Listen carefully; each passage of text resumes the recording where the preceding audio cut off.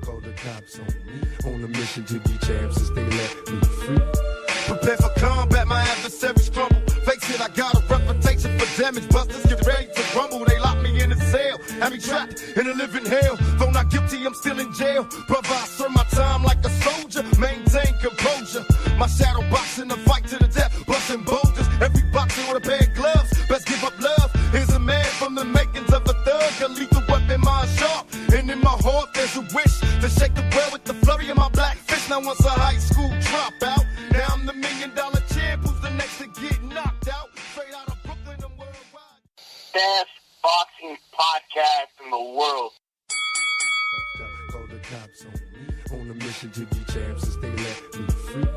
Prepare for combat, my adversaries crumble. Face it, I got a reputation for damage. Busters get ready to rumble. They lock me in a cell, have me trapped in a living hell. Though not guilty, I'm still in jail. Brother, I serve my time like a soldier. Maintain composure. My shadow boxing the fight to the death, busting boulders. Every boxer with a pair of gloves. Best give up love. Here's a man from the makings of a thug. A lethal weapon, mind sharp. And in my heart, there's a wish to shake the world with the flurry of my black fist. Now once a high school dropout, now I'm the $1 million champ. Who's the next to get knocked out? Straight out of Brooklyn and worldwide. What is going on, everybody? Another episode of Cheap Seats Box Show. Angelo here. I will be joined by JP here in a little bit. He will be joining me late. He'll get in for the last 20, 30 minutes of the show. But first things first, follow us on Twitter at Cheap Seats Box, iTunes, rate, review. You'll be the next unofficial sponsor. Haven't had, like I said, been having ratings, no reviews. So if you guys want to do that, get the shout out. We like to recognize those who recognize us. So you do that, you become the unofficial sponsor. We shout you out. We give you your respect for showing us your respect. Subscribe to the show on the YouTube channel. All it is right now is the audio portion of this show. No video along with that. Welcome to all the listeners, all the platforms. You know we're on 1,000 different platforms. All right, let's get down to it, people. It's been 2 weeks. I know. We tried to get together last week. Scheduling issues. Obviously, we're having those this week. That's why he's joining us late. Because of the times he can record, I can't. The times I can record, he can't. That's just how it goes this time of the year.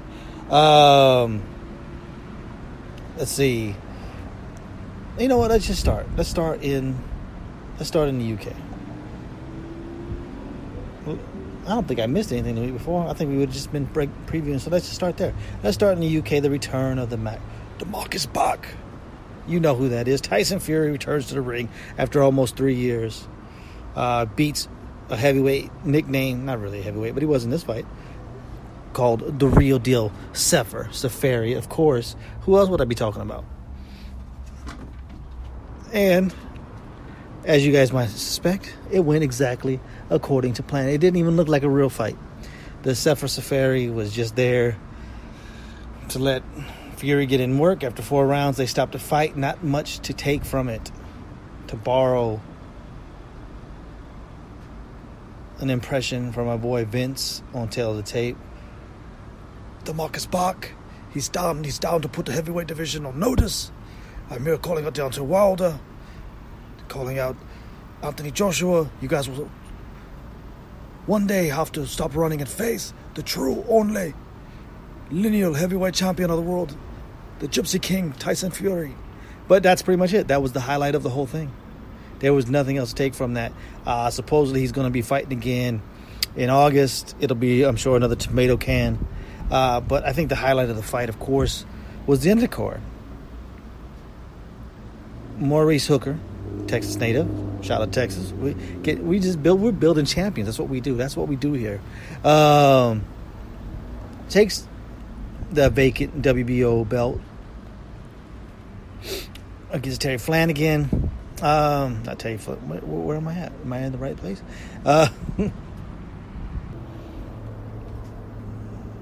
And I think that, you know what? I always said that Flanagan was I thought he just looked like such a big guy at lightweight, and moving up to 140, all of a sudden all those advantages were gone, and you couldn't have gotten any worse disadvantage against a lengthy guy like Maurice Hooker. And Flanagan early on just seemed like he was having trouble working his way in. He didn't have answers on how to work his way in effectively to get inside, and He went into the battering ram, the Tim Bradley, the Evander Holyfield way. I'm just going to lower my head and go through the middle. It's almost like a running back in the NFL. I'm just going to put my head down and bust through that line.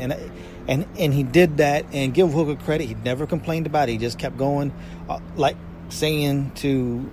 mentally saying to Flanagan, you're not going to fucking bully me around. And what round was it? The 7th round. It finally backfired on Flanagan, and he literally they came together, and his head was split open. Had a couple nasty cuts on him. But all in all, I thought Hooker did the most effective work. I thought he just landed the cleaner shots. I scored it 8-4. Hooker. I think I said Flanagan. I don't know what the fuck I said. But anyway, I thought Hooker won 8-4. I thought he landed more effective shots. I thought he did better work. I thought he kept Flanagan where he wanted to keep him. There were moments where Flanagan would work his way in. The crowd went crazy. Barry Jones gave every close round a 10-10, had 3 of them. But I thought that was a clear 8-4. If you want to say 7-5 Hooker definitely won this fight. And it was funny because I even tweeted out, I said, I got this 8-4 Hooker, so definitely Flanagan's going to win 117, 111. And he did on one card. You can always leave it to one official to have that outlandish scorecard. But in the end, the right guy won 117, 111 for Hooker on the other side. Not crazy. I can see why people would not like it. But like I said, I had it 8-4. So 1 round different. I can't argue with it. I think the other one was 115, 113. Again, 1 round different than me. I can't argue with that. I can argue with the 117, 111 for Flanagan. We'll see what's next for Hooker. I'm sure the World Boxing Super Series will try to get him in there because that as much as that tournament has been talked about, nothing has yet since been announced. Nothing seems to be ever final or ever definitive with that tournament ever since the first 2 rounds of this year's tournament. The finals still haven't been formally announced as far as dates, venues, anything like that. And neither have the competitors in this year's coming up. We know it's going to be 140. We know it's going to be 118. We know some of the names. We don't know all the names. We'll see. Hooker is, he's not. I wouldn't say he's the. I would put him a notch below some of those guys at 140, like Ramirez and Taylor and Josh Taylor and Regis Prograis. I think he's a level below those guys, but I think he gives any one of those guys trouble. And if they're off their game, I think Hooker's a guy with that length that, if he uses it to his advantage, could actually be trouble for any of those guys. If they have an off night, he could beat any of them. But at their best, I put him a level below those guys who I think are the best at that division. A guy him and like Lipinets, I think, would be a great fight. But we'll see. We'll see what's up. Flanagan, I don't know what's up for him. That fight with him and Crawler, they'll probably try to make that happen now because, honestly, financially, I don't know if those two don't have anywhere else to go but to each other. They obviously pushed that fight off way too long, and that's what happens when you don't strike while the iron is hot. And congratulations to Maurice Hooker. Like I said, who was he? I think he's in the Dallas area. I can't even remember what city it was. It might have been Frisco. I don't even know. But Texas making champions. Charlo brothers. Hooker. Errol Spence coming up this week. There's Landy Laura, foreign champion. That fights out of Houston. Regis Prograis fights out of Houston, even though he's from New Orleans. Houston is doing its thing. Texas is doing its thing. Also, last weekend, I think we'll just go to the obvious one. The one that there was a no-doubter about. Well, there was a few. They thought they were all no-doubters this week. Terrence Crawford, his first fight at 147, getting the WBO title from the champion, who I put in quotes, the champion, Jeff Horn. Stops him in 9. This fight was exactly what we thought it would be. It was the announcement of Terrence Crawford at welterweight. It was him putting his name next to Errol Spence saying, it's me it's Spence, and it's everybody else at 147, which I've been saying.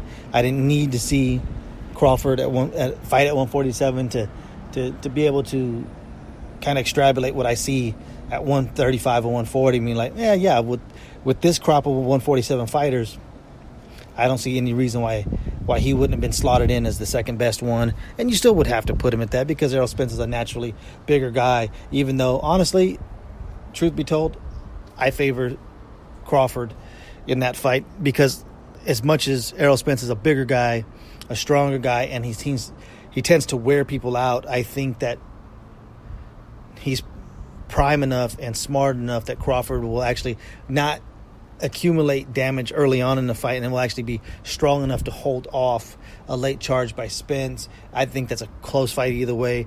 If you think Errol Spence beats him, I mean, I can't argue that. To me, that's a true toss-up 50-50 fight. Will we get to see it? I don't know. Both of these guys are the kind of fighters that will force their handlers to make that kind of fight.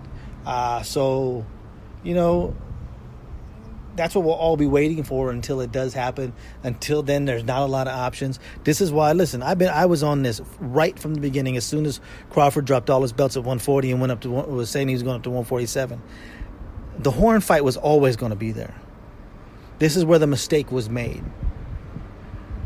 As a champion in a lower weight class at the WBC, you have the right to put yourself up in the number one contender spot, just like Badu Jack did when he went from 168 to 175. That's how he got into that position against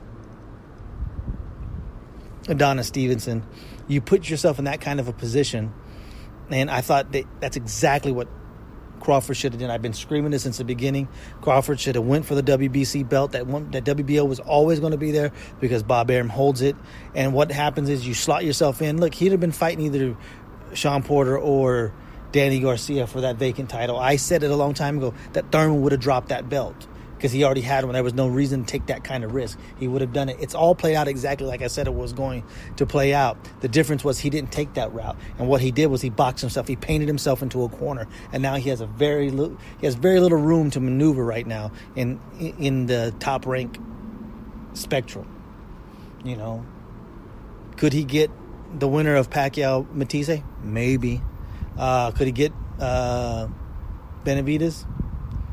Maybe. Probably. There's not a lot of options, people. At 147 on that side is just not that much. And if he had went that WBC route, he opened all those other PBC fighters who would have been ranked there. And yeah, there would have been a couple of purse bids and everything, but he would have put himself into line. And that just had a few more chess pieces to move around. He boxed himself in, and this is what you get. He got paid handsomely. It was pretty high damn payday. I heard $3 million. I'm not sure. I didn't look that up to verify it. But if it is, that's by far his biggest payday. So I guess that ESPN Plus thing, that was ESPN Plus money that he was getting for that fight. But all in all, we knew what we were going to get from Crawford. He controlled that fight. He beat him down. Look, he not only does he have the skill to figure and the intelligence to figure out fighters and every opponent after about 2 to 3 rounds, but he's got that goddamn mean streak in him, that likes to get dirty kind of guy, you know, that guy that you would hit, that you would fight on the street. You punch him in the mouth and he smiles like, hell yeah, that's the way I like this shit. And Crawford has that. And as much as I wasn't always a big Crawford fan, trust me, he's turned me around. I'm a huge Crawford guy going forward. Like I said, I favor him against Errol Spence. We will see what happens going down the line. If him and Errol Spence can push their promoters, and I guess Al Heyman is his promoter. I guess there was a video out there with Gabe Rosado kind of letting the cat out of the bag when he was talking about him and Chavez fighting, coming in. Who's going to be the promoter? Al Heyman. They're like, oh, Al Heyman's the. I thought Al Heyman was the manager. Yeah. That's what I meant. Kind of let that shit slip out. But you know, we'll see where they go from there. And I think JP is. I'm going to pause this. I think he's pulling up. Hold on, guys. Like I said, I saw him pull up, and it's been a long time, man. It's literally been like fucking, I think it's been like 6 or 7 weeks, man, since we did a show together. JP, I just got finished talking. Give my spiel on Terrence Crawford, and we talked about him anyway, about what I saw with him and Spence moving forward. What do you think about the performance? Where do you think he goes from here?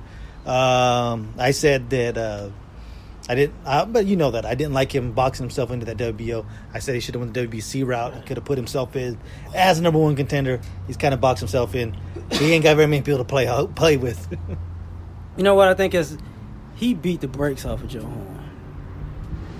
And Jeff Horn, you did it. Yeah, man, You the did Saints it. thing, man, You the did Saints it. thing. I knew you did it. This Saints thing gets me, but he beat the brakes off of Jeff Horn. He like, it was nothing. He took it to him, man.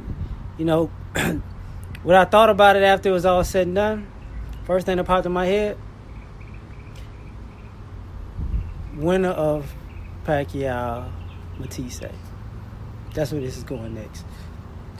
He might want to fight Spence.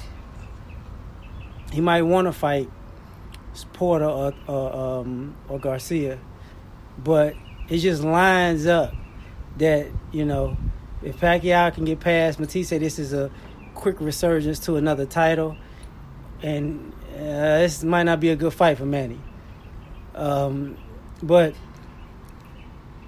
Terrence is not one to be trifled with. You know, when he outmuscled a bigger man and just punked him. He just punked him, like, and no knock against Jeff Horn, but he was out of his league, you know, and that's just what it is. And I think, you know, in some ways karma, because, you know, the victory he got in Australia, he came to America and you're not having that. So, but he'll be an interesting fighter in the future. But Terrence Crawford, Bud stands for beating up dudes, and that's what he did, beat up somebody. So, you know, I think, you know, and he made reference to Manny Pacquiao afterwards, which I didn't understand, comparing himself to Manny Pacquiao. You're comparing yourself to a washed-up great, you know, like that. Don't put that on yourself. You know what I mean? Like, you see what Manny did with him and see what I did with him. Okay, yeah, okay. Well, Manny almost stopped him at the 9th round, too. And let's not make it like Manny didn't beat that motherfucker. He beat that motherfucker. People who try to be respected in this business, all of a sudden they want to say, well, it was a close fight. That wasn't a close fight. It was about to get stopped after the 9th round. He won 2 out of the last 3. He pulled the Chavez Jr. on it. That didn't make the 12th round, didn't make that fight close. And he did those last 2 out of 3 rounds. But going forward, if he can fight Pacquiao Matisse winner, if I'm not mistaken, Matisse is the WBA regular champion. If I'm not mistaken, I think he got that on that last fight. I might be. Am I mistaken or? No, you might. Yeah, I think so. Yeah. And which would actually be smart move. I would, if I'm Crawford, I take short money against Manny. I give all the concessions because that opens up a pathway to now a Thurman fight, because Thurman is the super champion. So at least that opens up an avenue of different opponents rather than being boxed into your little top ranked circle.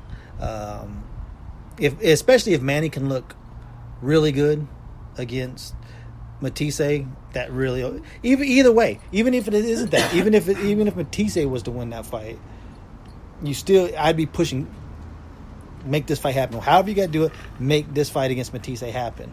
Especially because, you know, you probably figure Bob has options. And Bob has options on Matisse. Like, you ain't getting Pacquiao without an option. You know what I mean? That's just one of those special fighters that you're like, nah, I still need an option. But then again, him and Manny ain't the best of friends, seems like, anymore. But we'll see. But it does open up options. I hope that's the way it works out. He just got to line up right. I mean, Matisse is not someone to be trifled with and walk through either. He's getting his confidence back. I don't think it is what it was, but I would still favor Manny Pacquiao because it's Manny Pacquiao. But if Manny Pacquiao can win that fight, then I think the Crawford-Pacquiao fight happens. And ironically, because of the situation with Canelo, You beat Pacquiao, you basically the next in line to be the pound for pound, not pound for pound, pay-per-view top draw. Because that's the biggest name left. So this is going to be an interesting way it plays out, because if those things can happen, that means even the guys in the welterweight division that's 147 still in some ways got to go through Terrence. Because then it's like, well, if you want to get on pay-per-view, you got to come my way. So you beat an A-side fighter to become an A-side fighter. Yeah, that's how it works. Now, on the Showtime side, Jermell Charlo, I guess what? A majority decision? I guess it was a majority decision, right? It wasn't against Austin Trout. You couldn't split that. How it got to majority, who knows? But he did what he was supposed to do against Trout. People were not too pleased with the performance. Look, Charlo only landed 100 punches, like barely over 100 punches. 9 punches, under 9 punches landed around.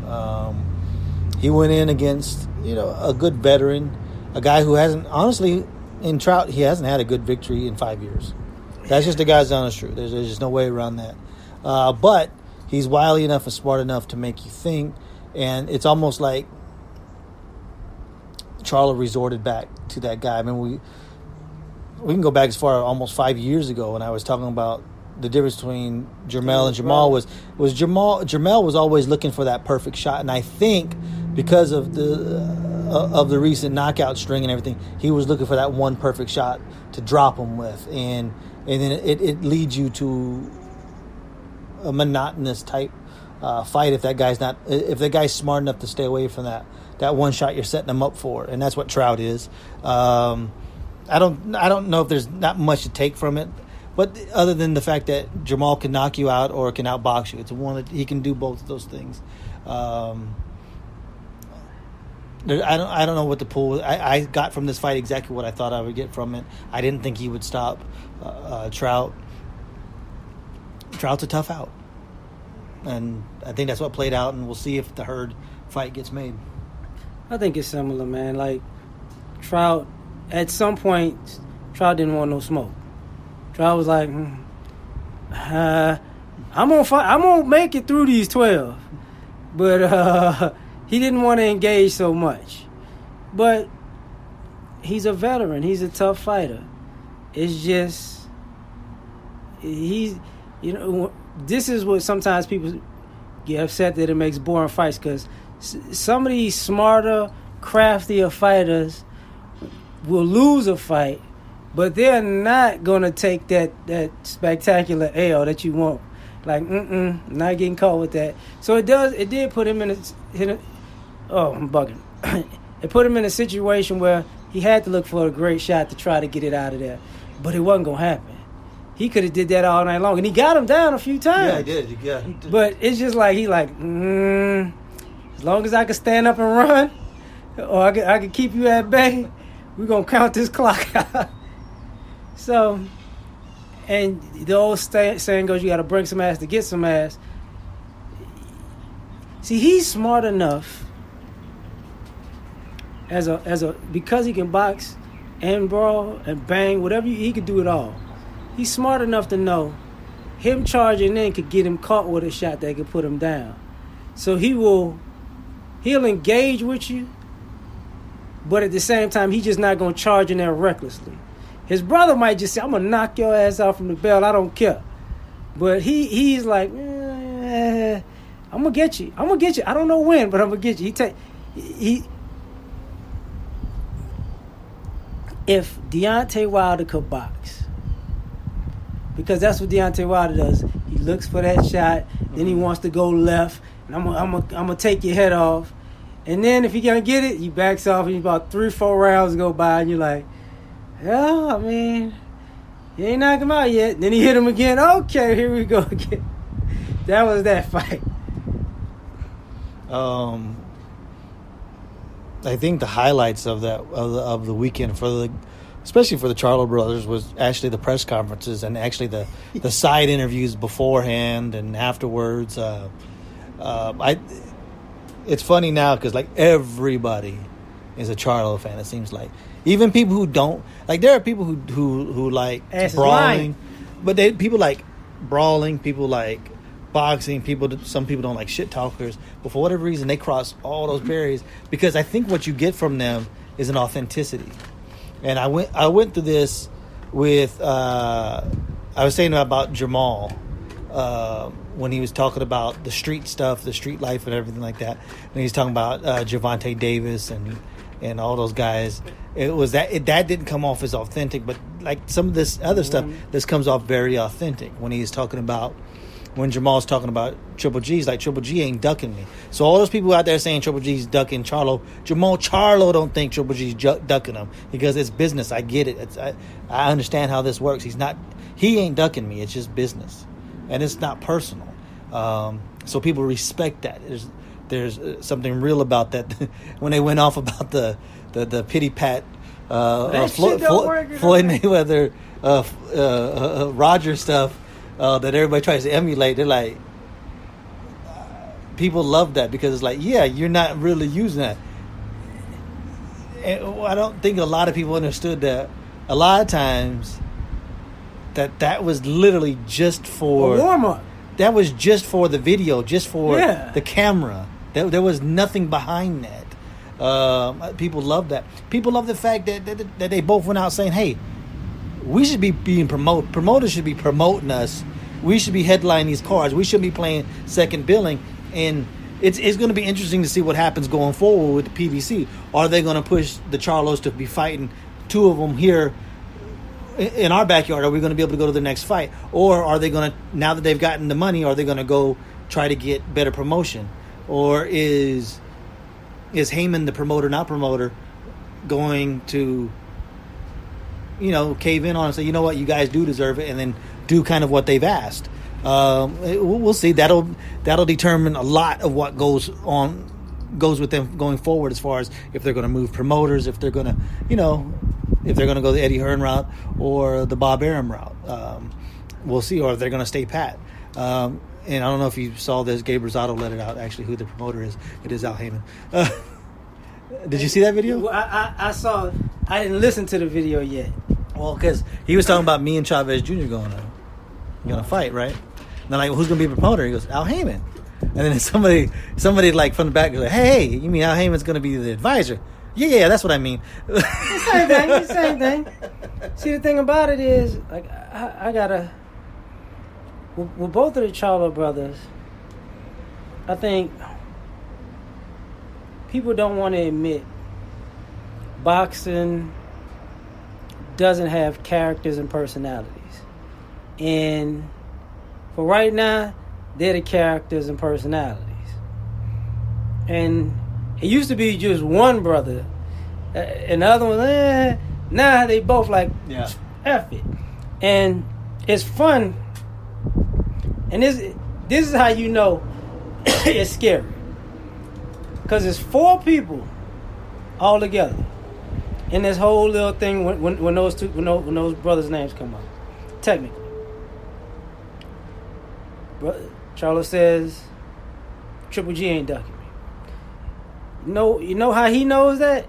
He's probably talked to him. But you know who Triple G's demeanor reminds me is the same as? Errol Spence. So they all know, like, they talk the trash. The other two guys like, just when I see you, we're gonna go at it. Just me, just pack your lunch, we're gonna go at it. And it's fun because now you got a whole like people was wanting boxing. You wanna no matter what we say, we need a Muhammad Ali personality. We need a Mike Tyson personality. You know what I'm saying? We need a Mayweather person, because those are the people that just walk up like, I'm gonna kick your motherfucker. You be like, you a rude, mean, ugly son of a... I hope somebody beat you. Then you be like, is he really gonna knock him out too? So you need somebody that intrigues you. like, and the reason I say those people because in some ways, Adrian Broner is the antithesis of that because people assume, oh, he's just gonna get whooped, you know. So now it's just talking, and you just want to see him get embarrassed. But I don't, you know. So that's a whole different story. But these guys, they right in their prime. They saying what they mean. They mean what they say, and I just like the way other fighters walk away from them. Like, what? What you say? Say that. You better walk away. Like that keep running your mouth slogan is it's gonna shut a few people up over time. Speaking of characters like that, did you see Tyson throwing the water at Don King? He still has a little bit in him. All those anti-anxiety medicines and anti-depression pills ain't taking all of that away from Mike Tyson. Man, Mike Tyson is not depressed. He is not anxious. He just needs something to calm him down from beating the brakes off of somebody. You know? Didn't he once say that I take Zoloft so I don't kill people like you or something like that? He probably did say something like that. I know. Well, we'll see if that Hurd fight comes out. Hurd is a big motherfucker. There's pictures out there. There's a picture up there that I retweeted out of him and Kelly Pavlik, and he's bigger than Kelly Pavlik. And then people ask Kelly, "How big? What do you weigh now?" Oh no, I can't. I'm around 230 now. And like, I know they carry it different, so he's going to be a little bit under, but he's probably got to be weighing 210. I mean, there was no. What? I'll show it to you. So we'll see. Get on this phone right now. Look at that. Yeah, you can look at it. But on the main event, the rematch that everybody's been waiting 3 years for, not really. Leo Santa Cruz in a competitive, but I thought wide decision against Abner Mares. In a fight that went exactly how everybody thought it was going to go. They can't hurt each other. But Santa Cruz is the more active, more accurate fighter. I mean, hell, he landed like 150 more punches than Mares. So as much as this was competitive, it was very clear on the victory for me. I got what out of it, what I thought I would. We'll see if the Gary Russell fight comes to fruition. Gary Russell never fights very often. Already complained that his hand was hurt in the last fight against Jojo Diaz. We shall see. What do you think, man? It reminded me of the last fight. Mirror image. Because once again, Abner started to look desperate, and that made it look more so Leo's fight, because they'll trade, but the trades look like, you know, some of them was we just gonna fight. Some of them was I was ready for the Rocket theme to come on, but there were certain points where you would see them fighting, and it was like, and maybe it's just me because I'm biased in this way. Abner Mares can fight a whole lot of different ways, and when it looks like he doesn't have a game plan, it makes me look at him like, dude, I guess you got nothing for, like, you got nothing. Mm-hmm. Because he would throw punches. I'd be like, that's a punch you throw when you like really just hoping to just I'm gonna just swing for the fences and hope I land something. And he kind of said that in the post fight, right? That he just hasn't.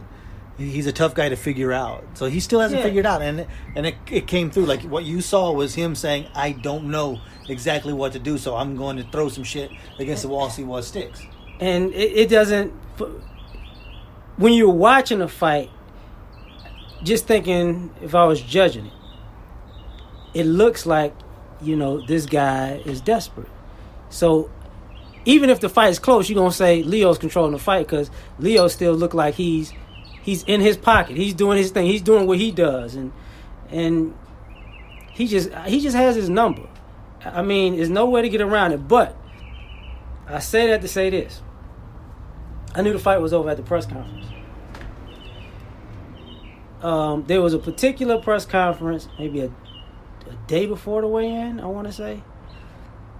Abner was like, you know, if I win, we might do a trilogy, or I might move up. See, the minute you start talking ifs, you've already in some ways mentally conceded that I don't know if I'm gonna do this. So at that point, when I saw it, I was like, you're not as ready as you think, bro. And it played out that way because he had no plan. And that was weird in a rematch. That's what's weird. Like you know what you get. You know what you get. So I got to tip my hat off to Leo Santa Cruz for one reason. Obviously, he's a whole lot better than people giving him credit for, because if he got you stumped in a rematch, what people see on the outside is not what the fighters are fighting on the inside. Because he's busy, he's active, but he's doing some small things that are, like, wait, how the hell am I gonna get around this one? And what did he do in the Frampton rematch? He did the same type of thing where he made the adjustments, right? And he made Frampton look desperate at times, right? Underrated. People get not blinded by it, but they get lost in the fact that he throws 1,000 punches and throws 100 punches around, and they see that, and he doesn't have the power, so he's not hurting people. But you're not seeing the little things, the little adjustments that he's making. They're not really paying as much attention to it. You'll notice the twisting of the wrist more than you'll notice the work in the ring.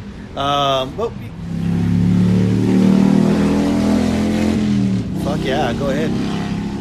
Fucking Sons of Anarchy over there. Jax was a bitch. Yeah. Okay, I'm sorry. Yeah. All right. Let's get two things here at the end. It's going to be a shorter one, guys. It's tough in the summertime for us to fucking hook this shit up. That's why it's been so many weeks of us doing individual shows. Two things. I kind of hit on it on Twitter was IBF stripping Triple G. I thought was fair. I don't see what the outrage was. He hadn't defended a mandatory. He hadn't made a mandatory defense in almost 2 years. Wanted to hold it off for a little bit longer. I didn't have a problem with it. Hell, they stripped Tyson Fury in fucking 48 hours of not agreeing to fight somebody. So, Triple G and his fans get mad because they're his fans and they're not really looking at it from I don't think as much of an honest perspective. They didn't throw that big of a stink about it. They're not going to sue the IBF or anything like that. They knew it was coming. It used to be all about the belts. Now it's all about the money. And he's to that point of his career. He's 36 years old. By the time he fights again around... he's going to have one more fight at 36. The next time he fights will be at 37 years old.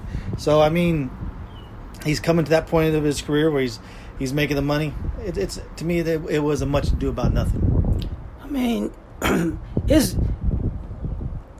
There's an argument to make of how he could have kept it, and there's an argument to make that he should have been stripped. The thing about it is, this is the downside that a lot of fighters don't about, for one, holding multiple titles and being a pay-per-view fighter, because to make the money you have to make certain adjustments, and if you and it's a sad part of success to me, because he bust his butt to get those titles, but he got those titles in order to be a pay-per-view fighter. But because he can't ultimately, how can I put this? He can't fight every last boxing association's title or organization's title. Something got to go. Now it was blatant with Tyson Fury. You're the champ. Give me that belt. That was blatant. But you got to think about it with other fighters in the past. In the last maybe 15 years, there was another reason why you didn't see too many unified champions or guys are unified and then just move on. Is because you can't keep all the belts. Even your favorite fighter that you would watch on pay-per-view, Manny had a certain belt. Floyd had a certain belt. Sergio, certain belt. Cotto, certain belt. Even Canelo, certain belt. You can't once you get to the multiple, everybody wants a piece of the pie. And the major dates people don't want to really say this, but for the most part, the major pay-per-view dates in boxing are WBC dates. As far as if it's pay-per-view, a big name thing. That's why people try to chase the green belt in a sense, because the green belt seems to have the bigger fights in this era right now, or the bigger paydays for some folks. That's not a way to look at it, because they the ones coming out with all these ridiculous belts. You know, we got the Onyx belt, the Diamond belt, the Emerald belt, you know, the Vibranium belt, the Adamantium belt. I'm like, what the fuck? You got an X-Men belt too? Yes, we got all of, because those fights are obviously making some kind of money. But if they gonna do this, get, because I know who the number one contender is. So is this Charlo's shot to get like Jacobs first? Jacobs, and then Jacobs and Derevyanchenko. So they got to fight. But here's a problem. So who they gonna fight? Triple G? No. They're gonna have to fight somebody else, because they're not gonna make it so these guys are fighting for the belt and immediately fighting Triple G next. So it's just a business move now. Which is why the fight we didn't talk about, that it is the only fight coming up this weekend. This is why Errol Spence is fighting Carlos Ocampo, because it's a mandatory, and he has the IBF belt. And when you have the IBF belt, you make fucking mandatories, no matter how ridiculous they are. And this is why he should have fought Derevyanchenko when he came off of the Canelo fight. And I said that 7 weeks before the fight, 7 weeks before that fight was to happen, would have been plenty of time, or 6.5 weeks, something like that. But this is why he's fighting Ocampo. This is why Kell Brook before him fought those terrible, I can't even remember the names of the guys anymore. The dudes that just got whooped. Yeah, you know what I'm talking about. His mandatories were terrible. That's why you fight those guys, because the IBF will give you one, and then you better find a mandatory. And you get one freebie, and then you had to fight a mandatory. They will give you that one exemption. They gave Hurd an exemption, but if Hurd don't make a defense, he's going to get stripped. That's how the belt goes. But like that fight, there's not much to talk about with that fight. It's a stay. It's sad that it's a mandatory, but yet it's a stay busy fight. And good for Spence. I mean, he's waited long enough in between the Brook fight and what was the one before that? I forget. It was that one that he fought after the Olympics. I think it was like something like that, wasn't it? No. Between the Brook fight and the Peterson fight, it was like 8 months, 9 months, and before that it was like 11 months. It was just too much. So for him to get back in 6 months later, 5 months later, I'm good with to stay busy. You get a mandatory out of the way. You get a freebie next time. Will it do any business up in Frisco, Texas? Not San Francisco people. Frisco, Texas. That's Dallas. It is, but I haven't heard anybody talking about that at all. They'll sell some tickets, but I mean, I guess he's doing his business up there. We'll see. If I'm not mistaken, he has like a Jerry Jones connection with it, so I'm sure they'll get some of the Cowboys there, you know, and it'll have.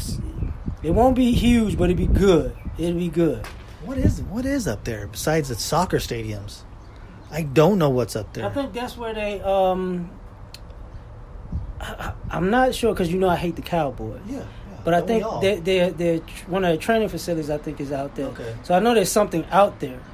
So because it can't be in the where the Mavericks play. No, because that's not Frisco. That's like right when you get into Dallas off of the freeway. But damn, I can't think of the name. It's a facility out there. That's what I'm saying. The only thing I know out there is the soccer stadiums. Literally, the soccer stadium for the FC Dallas, whatever they're called. That's the only thing I know, but I know it's not going to be outdoors. It's too fucking hot out here. Yeah, trust me, it's fucking 2,000 degrees right now when we're doing this goddamn show out and then outside like we always do. Is that what a damn college thing is again? Remember they had the college? But was it in Frisco? The fighter had it a couple years ago. No, that was Crawford. Crawford fought in Dallas, and we couldn't figure out why. At least Errol Spence is fighting at home, close to home. But he fought at some college up there. That's what I'm saying. But I don't think this is the same college. I don't think it is. Sometimes they build and rebuild, so we'll figure it out when it gets there. See how bad that is? That's because I hate the Cowboys. Of course, I don't like. it is like 4 hours away. It's not like it's like right up the fucking road, and it's not a main facility, so it's not like they're coming out here and playing at Toyota Center where the Rockets play, or what I don't know what the one is where the Mavericks play, or over there where the Spurs play. It's not like one of those spots. It's one of those off spots. Hell, it could be a high school gym out there. Our high school gyms around here hold 4,000 or 5,000 people for basketball. Ridiculous but true. Or our football stadiums that hold 10, 12, 15,000. Ridiculous but true. Yeah, go look online of the last big Texas high school football stadium that was built. What was it like $80 million? The one by my house? It's literally right down the street from your house, yes. Yeah, the one that just shot my taxes up again. Yeah, anyway. But look, there's this fight. There's nothing to break down. He's going to go through Ocampo. I say he gets him out of there in eight rounds. He's a as much as Spence can hit you with power. He's a guy who wears you down. I'm sorry. I'm gonna say 8 rounds. I'm not even gonna say that because he's gonna be in his hometown. I'm gonna give it 6 or under. He gonna come out there gunning. Like, I'm gonna show you why. Dallas got the he's gonna really try to. It's gonna be man down square. Like, he really gonna take it to him. All right, we're gonna cut it off there. Me and JP did it. Oh, go. I got congratulations to the fight being made with Easton and Garcia. Oh yeah. But I told you in that fight, I said when he fought Broner, I was like, this might be a setup. Yeah. For Broner to tell him what to do. He's still gonna get his ass whipped. Yeah, this is gonna be very. I don't think Bunny's totally. We like Bunny, but I don't think he's ready yet. All right. So, oh shit, cut off the damn phone, but it's still recording. So we're gonna cut it off there. Me and JP got back together. It had to happen eventually at some point, right? I mean, shit. Man, y'all just don't know. All right, like we do, follow us on Twitter at Cheap Seats Box, iTunes, rate, review, Apple Podcasts, whatever the fuck you want to call it. Rate, review. You'll be next unofficial sponsor. If you guys do it in the UK, hit me up on Twitter and I'll shout you out because I don't always check the iTunes in the UK. Hit subscribe on the YouTube page. And just appreciate everybody sticking with us through the lean times of the summer. It's the dog days of summer, as they say. JP? This is where the fighters fight and the fans commentate. Oh, it's been a while since we heard that. And we do it just like you for the cheap seats because we ain't buying no tickets, goddammit. Peace. I'll never be shamed again. I'll be the next heavyweight champion. Call me crazy, but no one can fake me. I'm the product of the projects. Lost me crazy. Throw your hands up, Mr. Bruno. Ride. Big Mike Tyson about to brutalize that ass tonight. No hesitation for the whole nation. I'll beat that ass so bad I probably violate probation. Through demonstration as I strategize information. Intent to kill, so it's real like I'm catching cases. Let the world know I plan to die. If I don't leave with what I came for and be denied. Now, my first round's for the times that I spent in the cell. The second round for the media and the lies they tell. The third round for the pain that I never trained killer. Please believe that I'll never be shamed again. Again, I'll be the next heavyweight champion. Call me crazy, but no one can fake me. I'm the product of the projects. Lost me crazy. Throw your hands up, Mr. Bruno. Ride. Big Mike Tyson about to brutalize that ass tonight. No hesitation for the whole nation. I'll beat that ass so bad I probably violate probation. Through demonstration as I strategize information. Intent to kill, so it's real like I'm catching cases.